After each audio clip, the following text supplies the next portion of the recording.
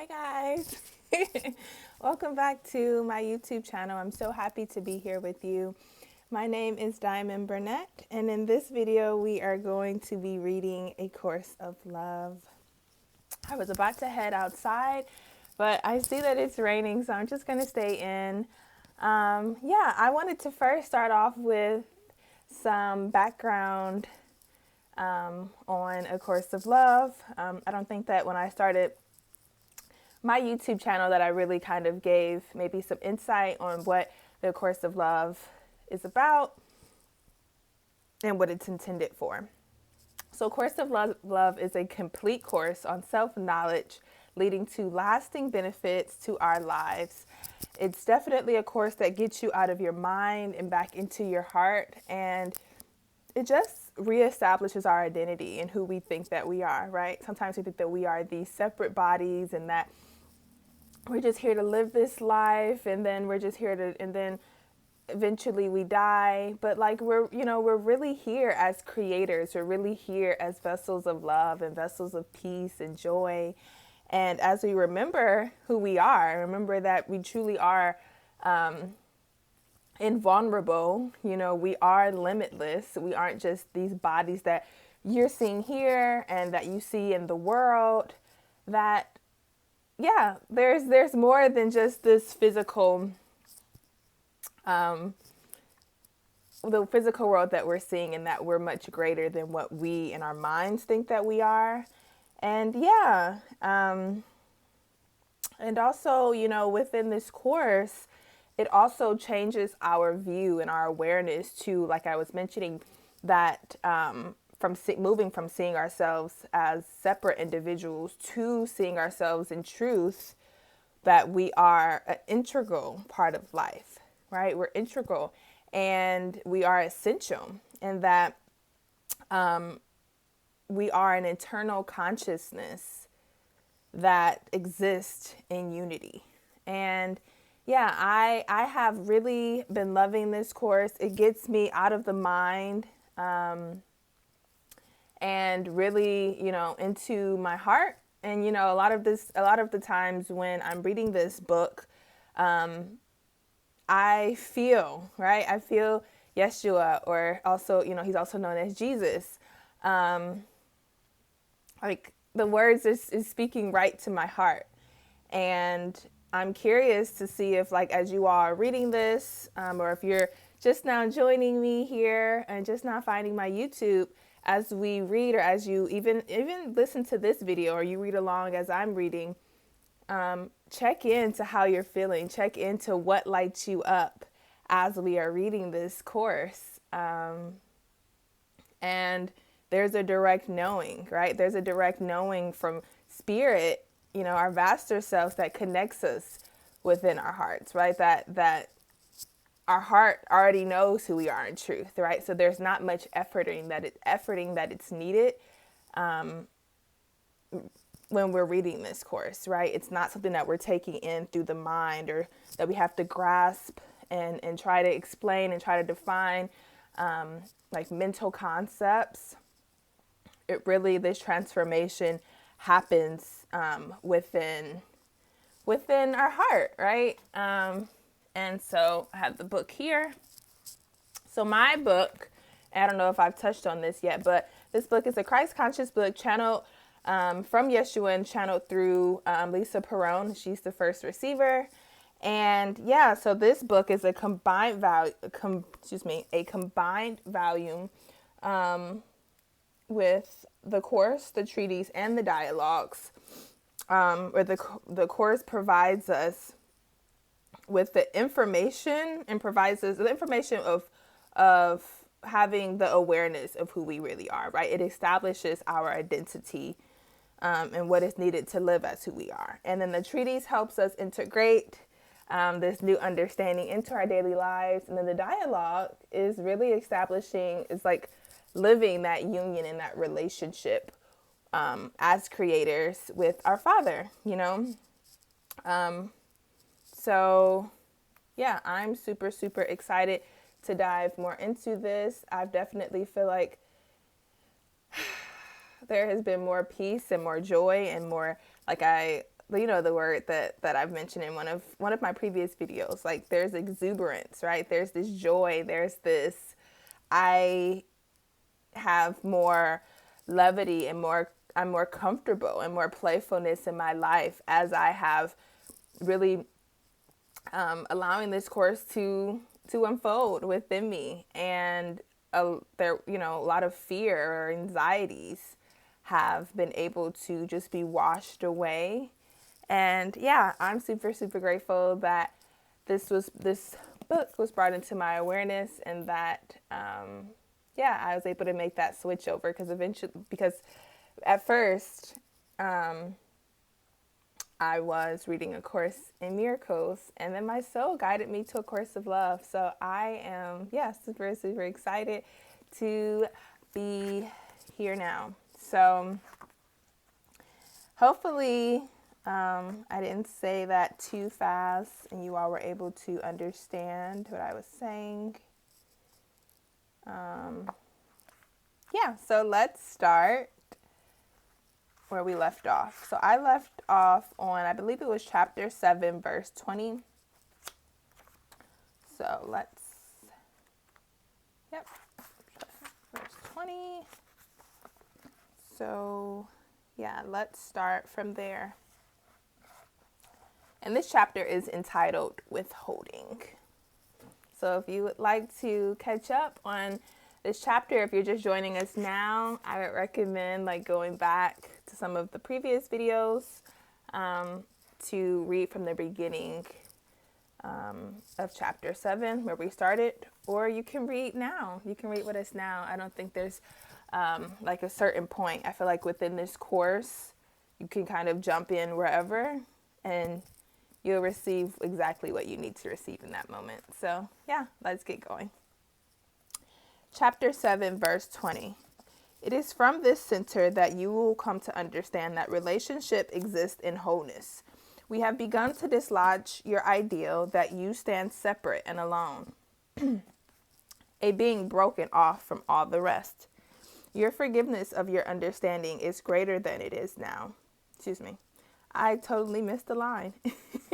Your forgiveness of all that has led to this misperception is not yet complete, nor will it be until your understanding is greater than it is now.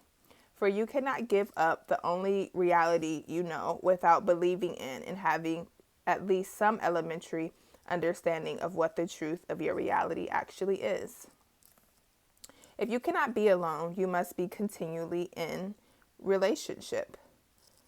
Thus, relationship must not depend on interactions as you understand it.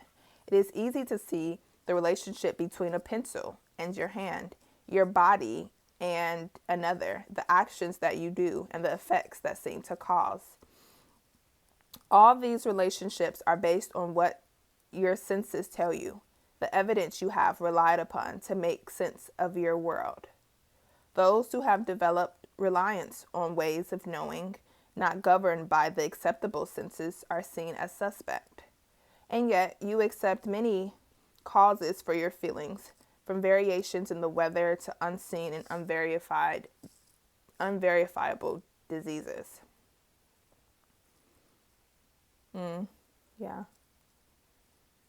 You have given others whom you see as having more authority than you license to provide you with their versions of the truth, and for consistency's sake, you choose to believe in the version of the truth most predominant in your society.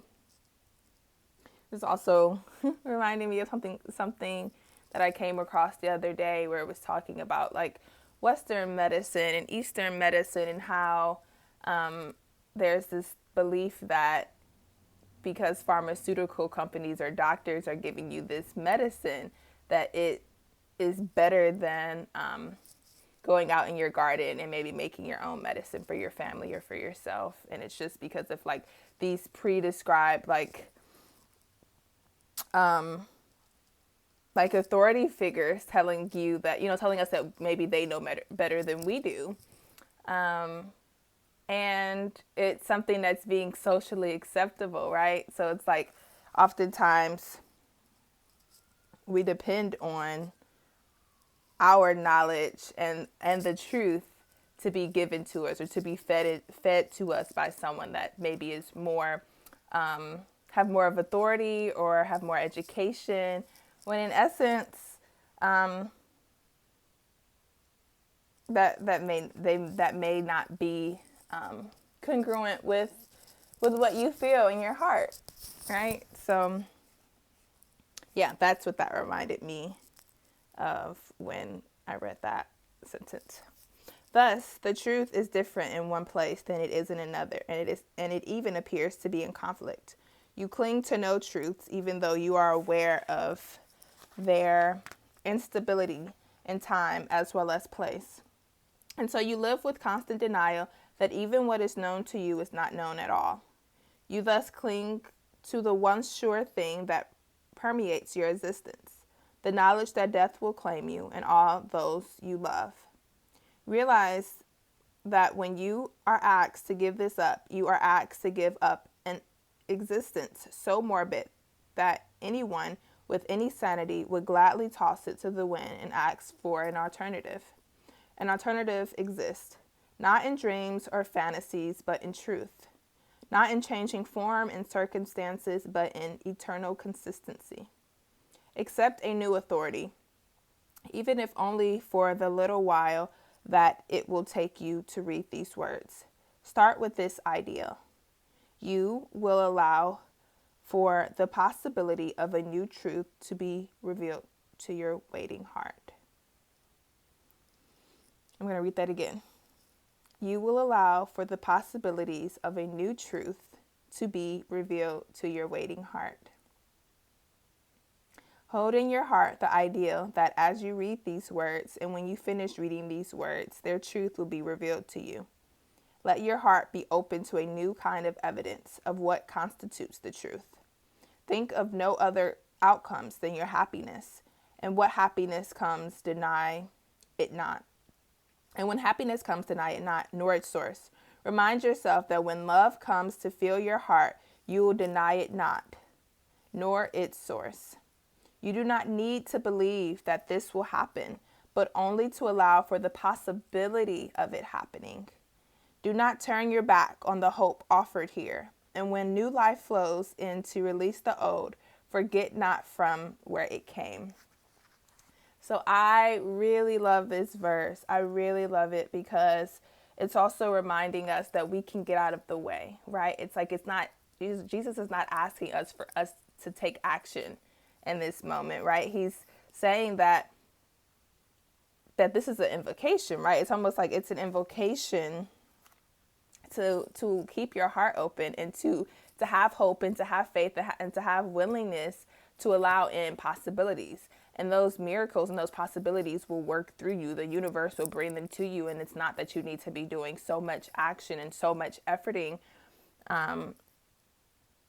Because it's through our possibilities and it's through our asking and it's through our trusting and our faith that things come to us in truth. So, and I think this is also beautiful too, because sometimes I feel like, what's coming through is that oftentimes we can get stuck or things are working for us, but then it just halts, it stops because we then have doubt. A doubt thought comes up, or we self-sabotage, or we believe that we're powerless, or that we're limited, and then we have actions. We then give our power to someone else, or we then make someone else a quote unquote authority figure that knows better than us. And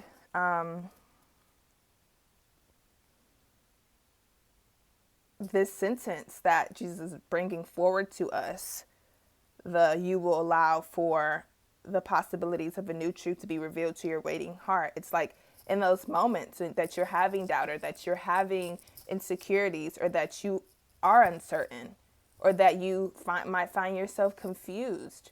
In those moments, you can say, I allow for the possibilities of a new truth to be revealed to my waiting heart. I allow for new possibilities of a new truth to be revealed to my heart. And this allows you dislodge and to get out of, to dislodge the thought pattern of maybe, that doubt or that insecurity or the confusion, right? Or the unwillingness, and just allows for, in those moments, a change, in those moments, a spark to come through, and for you to call on help. And essentially that's calling on spirit. That's calling on Yeshua to be there with you and to work through you and to work through these things that you might find unsettling or uncomfortable or challenging. And it being something that's like, my mind is, is going in circles. And so I don't know from the thinking mind. I don't need to know, but I'm willing to take the steps necessary to breathe, come back into center, and to ask for what you truly want. Ask and know that the universe is there and that spirit is there, and that it's okay to have faith, it's okay to have willingness, and it's okay to believe in something new. So let's keep going. Chapter 8. The separation from the body. Verse 1. The thoughts of your heart you have defined as your emotions. These thoughts stand apart from the wisdom of your heart that we have already discussed. The wisdom that knows to set love apart as well as your own self. Emotions, the thoughts of your heart, are what we will now work with, separating as we do the truth from your perception of it.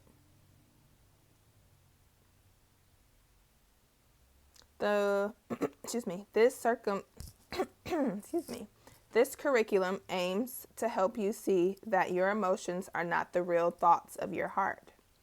What other language might your heart speak?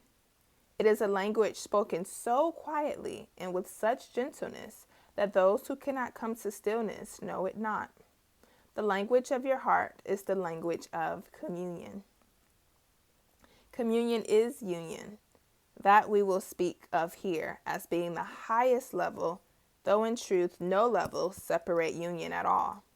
As a learning being, the ideal of levels is helpful to you and will aid you in seeing that you progress from one step or one level to another. This is more a process of remembering than learning, and this you will understand as memory begins to return to you. Your heart will aid you in replacing thinking with remembering. In this way, remembering can be experienced as the language of the heart.